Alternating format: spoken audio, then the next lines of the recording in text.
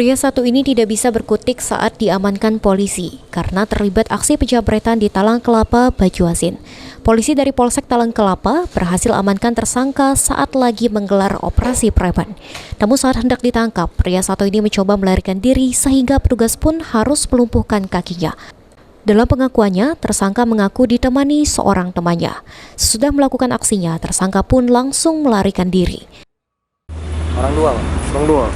Satunya mana? Satunya kabur, Pak. Setelah kejadian kemana gitu, Pak? Apa? Setelah kejadian kemana? Kejadian masih udah berlari, Pak. Langsung lari? Setelah itu lari kemana gitu? Aku lari ke kiri, temen lari ke kanan, Pak. Dia kemana? Daerah mana? Hah? Daerah mana? Daerah ada masjid, Pak, di sini, Pak.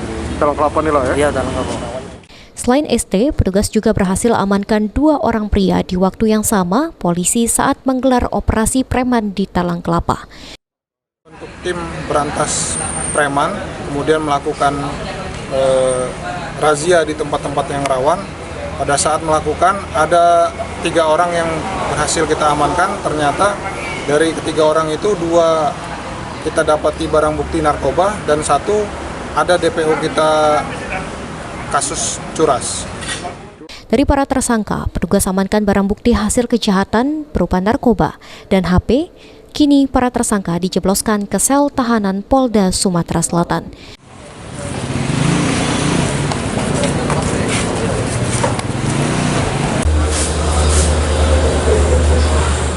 Firman Hidayat, PAL TV.